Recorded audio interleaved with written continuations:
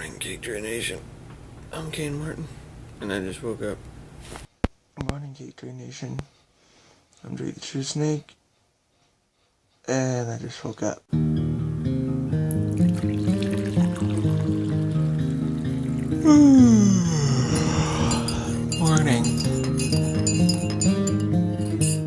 What's up, Cake Train Nation? Welcome to another episode of I Just Woke Up. Sorry guys about the episode going up late today. We're having some technical issues with our Dropbox, so sorry about that. Also, normally today we would be talking about the movie that we posted on Saturday. The movie we just posted was Deadly Charades, our second Cake Drain horror movie. We will be talking about that, hopefully on tomorrow's episode. Today, because of our technical difficulties, we are just going to be doing kind of a random make-it-up-as-we-go video. So, it'll still be fun. Hope you guys still stick around. And it'll probably just be me on today's episode because of the technical issues. But Drake will be back on the next episode. So, without further ado, let's get it going. So today, in honor of Cake Drain History Month and trying to meet your quota of getting a horror movie in every day, I'm bringing you my top 10 horror movies on Netflix. Now, this is just my opinion. There are a lot of good horror movies on Netflix. These aren't even necessarily my favorite horror movies or what I think are the best on Netflix. These are just my top 10 current top 10 horror movies on Netflix because they're fresh on my mind. And you may have watched them recently, or they may just be my faves. Number 10, The Innkeepers. Now, you may have not heard about this movie. It's by director Ty West. He is an independent horror filmmaker, and he's done movies like House of the Devil, which was critically acclaimed. Recently, he did a movie that Eli Roth produced called The Sacrament. But Innkeepers is kind of a classic haunted hotel story. But what made it really awesome to me was the characters were really, really realistic and relatable. They're funny. The movie does start off kind of slow, but it doesn't feel slow because the characters are so interesting and funny. And then once everything kind of heats up, it gets really freaky.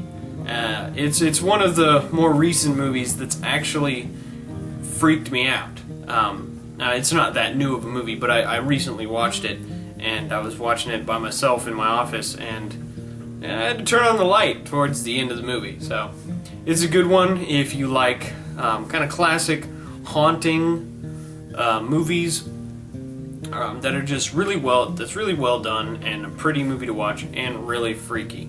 Number 9. Now, this one is kind of hard to classify in anything, but it is kind of a horror movie because it's really trippy. But it's called John Dies at the End. It got relatively critical acclaim, and it's a crazy movie. Yeah, the first 20 minutes are really hard to follow and kind of confusing, but once it picks up, it's really interesting and hilarious. Great characters. It's a really quirky movie, but it's a lot of fun to watch. And anybody that's kind of a fan of trippy movies and a fan of horror movies will definitely love this movie. Number 8, VHS. Both the first and the second. I couldn't really pick because they're very similar and both of them are really great for their own reasons. If you don't know, VHS is a found footage horror anthology movie. So it's got a all-encompassing narrative and throughout short stories presented on these VHS tapes. And I thought it was really creative how each director in each segment did something really creative with the found footage formula. I think that it was really, really interesting, and it was a lot of fun to watch. There were ones that were funny, there were ones that were scary as heck, and I'm not even a big fan of mockumentaries and found footage movies, but I thought it was really well done, both of them, and they had a lot of talented filmmakers behind them. So if you're into that sort of stuff, check it out. It's got everything from slashers to haunted houses, so check it out. Number 7. Now, I was really excited about this one, but it's Hatchet 2 and 3. The first Hatchet isn't on Netflix, but the second and the third are. I actually saw the third one for the first time on Netflix, and it's great if you're a fan of the series. Hatchet is kind of a modern slasher that's a throwback to the classics like Friday the 13th and Halloween, and it's really great. The second one is really funny. It's got a lot of throwbacks and a lot of cameos by classic kind of horror icons. The third one has some of that, and it's a little bit more serious and scary, and they're really great. Number 6, we're continuing the slasher thing with Scream 2 and 3. I was really happy to find the Scream movies on Netflix. I thought that was really awesome. At least a couple of them. If you've seen the first one, you'll want to see the second and third. If you're a fan of the series, you'll love them. If you're a fan of slashers, you'll love them. So they're funny, they're witty, but they're also scary and awesome and interesting. And they have great characters. That's one thing about the Scream franchise as a whole. It has great core characters that drive the story, so it's not just, mass killer chasing people that you don't care about, So, really witty stuff by Wes Craven, so go check it out. Once again, if you love slashers. Number 5, Stakeland. Now, I didn't realize that this movie wasn't that new, but I saw it for the first time on Netflix. Stakeland is like a vampire apocalypse movie. I wasn't sure what to expect going into it. I thought it was going to be kind of a splatter film, and it turned out to be not that at all. It turned out to be very, very good. Very dramatic narrative, in the vein of like The Walking Dead, where it focuses a lot on the people and their struggle, not only against the vampire apocalypse menace, but other people. The actors were fantastic in this movie. The characters were really awesome and interesting. It is an emotional roller coaster. It's got some scary moments, and it's definitely not shy of blood and some violence. But I think the thing that really drives the movie is the drama. It is a very intense and heavy movie. Very well done independent flick.